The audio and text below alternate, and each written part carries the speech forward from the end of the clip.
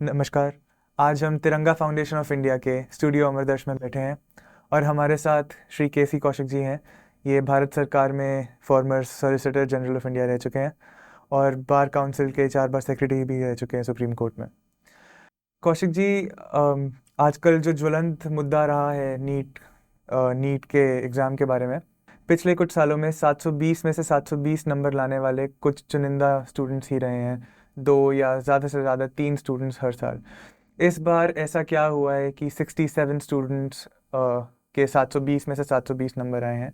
क्योंकि मैं खुद स्टूडेंट हूँ, ये मेरे लिए खुद चिंताजनक मुद्दा है, तो इसलिए आपसे ये सवाल है। देखिए, सबसे पहले तो मैं तिरंगा फाउंडेशन ऑफ इंडिया का शुक्रिया अदा करना चाहूँगा कि इन्होंने एक ऐसा टॉपिक लिया है जो यंग बच्चे हैं उनके उनके हित के बारे में है। और ये बड़ा बड़ा अपने में एक अहम सवाल है कि 720 जब टोटल मार्क्स होते हैं तो 720 मार्क्स में से या 67 बच्चे ऐसे हैं जिनको 720 या उससे ज़्यादा मार्क्स मिले हैं। तो पहले तो हमको ये देखना पड़ेगा कि जिसने ये नीट का एग्ज़ाम लिया है कि वो जो कॉम्पिटेंट अथॉरिटी है आखिर उसने ऐसी क्या चीज़ की है जिसमें पहले, जहाँ तक मेरी जानकारी, 1 या 2 बच्चे ऐसे होते थे जिनको 720 मार्क्स हैं। ये बेसिकली ऑब्जेक्टिव टाइप पेपर्स हैं। यदि ये मान लिया जाए कि ऑब्जेक्टिव टाइप में मैथमेटिक्स के हिसाब से मार्क्स हो सकते हैं तो क्या इस बार बात हो गई कि 67 बच्चों के मार्क्स 720 या 700 से ज़्यादा आ गए? पहला सवाल। दूसरा सवाल पैदा होता है कि जो ये बच्चे हैं इनमें से 8 या 10 बच्चे ऐसे हैं जो हरियाणा के पर्टिकुलर सेंटर पे हैं, उनके मार्क्स ऐसे आए हैं। ये अपने में एक संदेह पैदा करता है। अब सबसे बड़ी बात ये आती है कि जो मार्क्स आए हैं इससे टोटल डिस्टर्ब हो गया है, जिसमें करीब 1563 बच्चे ऐसे हैं जिनको ग्रेस मार्क्स दिए गए हैं। और वो ग्रेस मार्क्स जो इन्होंने दिए हैं वो आखिर क्या बेसिस है इनका? जब तक आप पब्लिक डोमेन में ये नहीं डालेंगे कि 1563 बच्चों का आखिर आपके ग्रेस मार्क्स का बेसिस क्या है, आपका क्राइटेरिया क्या है, तो अपने में संदेह पैदा करता है, टोटल सिस्टम पे संदेह पैदा करता है। तो ये मान के चलना कि कहीं ना कहीं दाल में काला है इसमें। और सबसे बड़ा जो इसमें है, जो मैं पब्लिक को कहना चाहूँगा कि हमारे जो भावी बच्चे हैं जिनको एमबीबीएस पास करना है, नॉर्मली क्या होता है कि जो टॉपर बच्चे होते हैं वो पहले एम्स ट्राई करते हैं, फिर वो मौलाना आज़ाद ट्राई करते हैं, फिर वो सफदरजंग ट्राई करते हैं। उन बच्चों के लिए बड़ा अहम सवाल है कि आखिर यदि 1563 बच्चों के मार्क्स ऊपर नीचे हो गए तो जो टॉप के बच्चे उनका सारा सिस्टम गड़बड़ हो जाएगा। जब सारा सिस्टम गड़बड़ हो जाएगा, जिन बच्चों ने मेरिट्स पर किया है और जो उन्होंने क्वालिफाई किया है उनको यदि उसका डिग्रेडेशन होता है तो ये अपने में एक अहम सवाल है। मेरा ऐसा मानना है कि जो मेरी जानकारी है, करीब 2 रिट पिटीशन सर्वोच्च न्यायालय में दाखिल हो चुके हैं और 2 या 3 writ petition different high courts में दाखिल हो चुके हैं, जिसमें मेरा मानना है चूँकि ये बड़ा इंपॉर्टेंट इशू है और जो हमारे यंग बच्चे हैं जिनको कल एमबीबीएस बनना है, और हमेशा हर बच्चे की ख्वाहिश होती है मेरे को एम्स मिले, मेरे को मौलाना आज़ाद मिले, मेरे को सफदरजंग मिले जो टॉप के हैं, या मेरे को KMJ लखनऊ मिले जो हिंदुस्तान के नामी गिरामी कॉलेजेस रहे हैं। हर बच्चा उसमें एडमिशन चाहता है।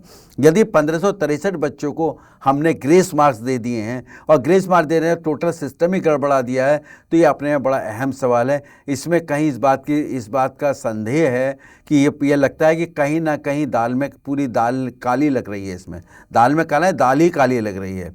तो इसलिए मेरे को मानना है कि सर्वोच्च न्यायालय से बच्चों को जरूर रिलीफ मिलेगा। सर्वोच्च न्यायालय से सोमोटो एक्शन लेके किसी रिटायर्ड सुप्रीम जज की अध्यक्षता में इसमें कोई SIT गठित करेगी, और वो जब तक वो SIT गठित नहीं होती है और उसकी 8 या 10 दिन में रिपोर्ट नहीं आती है, तब तक मेरा मानना है कि जो एग्ज़ाम करा रहे हैं ये लोग, इनको काउंसलिंग नहीं करनी चाहिए। क्योंकि यदि आपने काउंसलिंग कर दी और उनको आपने मेडिकल कॉलेज अलॉट कर दिए तो फिर सारा बेकार हो जाएगा। यदि फाइनली ये आता है कि इसमें कहीं ना कहीं धांधली हुई है किसी भी स्टेज पे, तो वो सारा बेकार हो जाएगा। इसलिए सर्वोच्च न्यायालय को या हाई कोर्ट को ये निर्णय लेना पड़ेगा कि इसमें इंटरिम रिलीफ देना चाहिए, और इंटरिम रिलीफ में कोई SIT गठित होनी चाहिए, उसमें एक्सपर्ट होने चाहिए, और किसी जो है ना सेवानिवृत्त सुप्रीम कोर्ट जज के अंडर में होना चाहिए। और मेरा मानना ये है कि चूंकि ये जनरल इम्पोर्टेंस का केस है, तो इसमें जो हाई कोर्ट्स में जो रिट पिटीशन दाखिल हुई हैं उनको भी सुप्रीम कोर्ट को सोमोटो एक्शन लेके उनको भी सर्वोच्च न्यायालय में ट्रांसफ़र कर देना चाहिए और फिर सबको एक साथ सुनना चाहिए, क्योंकि ये बच्चों के भविष्य का सवाल है और उनको मेडिकल कॉलेज में उनकी एक लेजिटिमेट एक्सपेक्टेशन है। यदि उनको उनकी एक्सपेक्टेशन पूरी नहीं होती है और धांधली कहीं पकड़ी जाती है तो आखिर क्या होगा, उन बच्चों का कैरियर का सवाल है। तो मेरा तो मानना ये है कि इसमें तुरंत सुनवाई होके इस पर कार्रवाई होनी चाहिए, ऐसा मेरा मानना है। बहुत से बच्चों का ये कहना है कि नीट की परीक्षा जो भी हुई है उसको रद्द करके एक नई परीक्षा कंडक्ट करवानी चाहिए। जहाँ तक हमें पता है कि बोर्ड्स के बाद से लेकर कॉलेज शुरू होने तक काफ़ी कम ड्यूरेशन रहता है और उसी में एक बार फिर से परीक्षा लेना, ये कहाँ तक बच्चों के लिए फेयर है और कहाँ तक जायज़ है ये डिमांड? देखिए, बच्चों की डिमांड तो हो सकती है, लेकिन इसको आप ओवरऑल में देखें तो नॉर्मली जुलाई के लास्ट तक एग्ज़ाम जो है सारी काउंसलिंग वगैरह होकर क्लासेस चालू हो जाती हैं। यदि ये रिज़ल्ट कैंसिल हो जाता है और दोबारा इसकी होती है तो वो पूरा सेशन ही डिले हो जाएगा। मेरा मानना ये है कि चूंकि सुप्रीम कोर्ट के संज्ञान में ये मैटर आ चुका है तो सर्वोच्च न्यायालय को एक एसआईटी गठित करके और उसमें हफ्ते 10 दिन में रिपोर्ट मंगा के और इस पे जो है ना अपना आदेश पारित करना चाहिए और इंटरिम रिलीफ ये देना चाहिए जब तक ये एसआईटी की रिपोर्ट नहीं आती और उस पर सुप्रीम कोर्ट संज्ञान लेके फैसला नहीं करता है तब तक जो नीट के जो काउंसलिंग है वो सस्पेंड होनी चाहिए, ऐसा मेरा मानना है। मैं ये भी आपसे जानना चाहूँगा, अभी जो पिटिशंस फाइल हुई हैं सुप्रीम कोर्ट में, उनका अभी क्या स्टेटस है? वो कब फाइल हुई हैं? हम कब तक नतीजे एक्सपेक्ट कर सकते हैं? सुप्रीम कोर्ट कब तक इसको संज्ञान लेगा इसका? देखिए नॉर्मल प्रैक्टिस तो ये है कि चूँकि समर वैकेशन चल रहा है, इस टाइम सुप्रीम कोर्ट भी बंद है, हाई कोर्ट्स भी बंद हैं, लेकिन समर वैकेशन में जो अर्जेंसी की एक एप्लीकेशन देनी पड़ती है और मेरे हिसाब से जो हमारा क्राइटेरिया है उस क्राइटेरिया में ये मैटर फॉल करता है। ये उस क्राइटेरिया में जब फॉल करता है तो एक अर्जेंट एप्लीकेशन डालनी चाहिए अर्जेंट हियरिंग की। तो अर्जेंट हियरिंग आज है मंडे, तो ये नॉर्मली 2 या 3 दिन कोर्ट बैठती हैं, तो किसी दिन भी हियरिंग हो सकती है। इतना इंपॉर्टेंट इशू है मेरे हिसाब से। जहाँ तक मेरी जानकारी है, ये ग्रेस मार्क्स जो 1500 के करीब बच्चों को मिले हैं, ये इस बात की वजह से मिले हैं बिकॉज कुछ सेंटर्स में टाइम का डिले हुआ था पेपर स्टार्ट होने में। और ऐसा मैं अपने खुद के व्यक्तिगत एक्सपीरियंस से बता सकता हूँ आपको कि हमेशा बहुत सारी बोर्ड एग्ज़ाम्स में भी टाइम का हमेशा इशू होता है। क्लॉक्स कभी मैच नहीं करती हैं और बच्चों को अगर वो 3 घंटे के लिए बैठेंगे तो कभी कभी 2 घंटा 40 मिनट में ही वो पेपर ख़त्म करना पड़ता है। ये बहुत सारे सेंटर्स में होता है पूरे इंडिया में। तो ऐसा क्या करे एनटीए, क्या रिफॉर्म्स लाए आगे जाके ताकि इस तरह के इश्यूज ना हो और आगे बच्चों के फ्यूचर से ना खेला जाए? देखिए जहाँ तक एनटीए का सवाल है, एनटीए को तो अक्रॉस द कंट्री ये डायरेक्शंस देनी चाहिए कि कोई भी एक वॉच से उनको एक्शन लेना चाहिए और वॉच जो है ना जो एक लगी है उस बेसिस पे वहाँ डिसाइड होना चाहिए।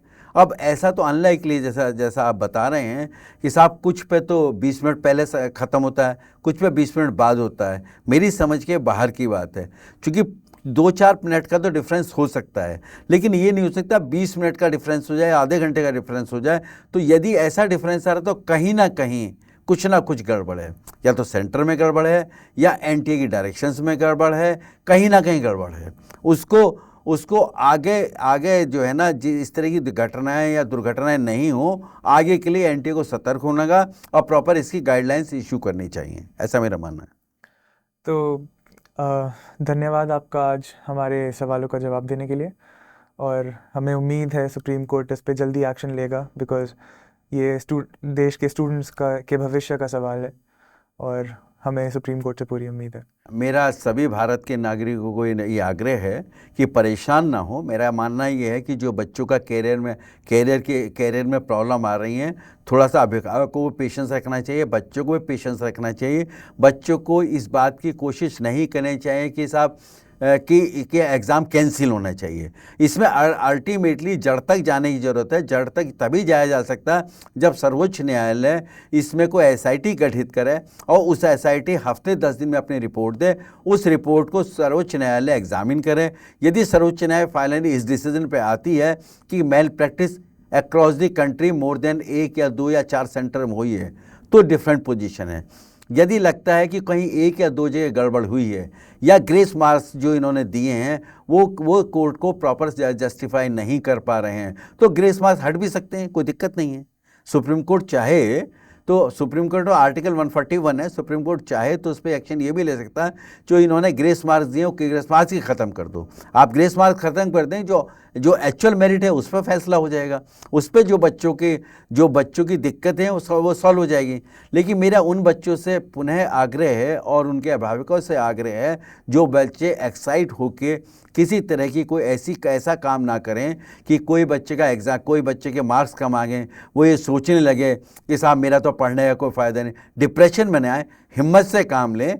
और जल्दी ही इस पे मेरे को मानना है सर्वोच्च न्यायालय ये बेसिकली पब्लिक इंटरेस्ट का केस बन गया है, और सुप्रीम कोर्ट जल्द संज्ञान लेते हुए जो आपकी समर वेकेशन बेंच है वो इस पर ज़रूर कार्रवाई करके और स्ट्रिक्ट एक्शन लेगी, ऐसा मेरा मानना है। और मैं जो है ये तिरंगा फाउंडेशन इंडिया का शुक्रिया अदा करना चाहूँगा, इतना इम्पॉर्टेंट इशू इन्होंने किया है और जिसको इन्होंने मेरे को इस लायक समझा कि मैं आपके पास आके अपने विचार दे सकूं और पब्लिक एट लार्ज को बता सकूं कि इसमें घबराने की ज़रूरत नहीं है। हिंदुस्तान में कानून व्यवस्था मौजूद है, यदि सरकार कहीं इन्वॉल्व है या एनटीए कहीं इन्वॉल्व है उनके अगेंस्ट एक्शन होना चाहिए, लेकिन इन बच्चों के भविष्य से खिलवाड़ नहीं होना चाहिए, ऐसा मेरा मानना है।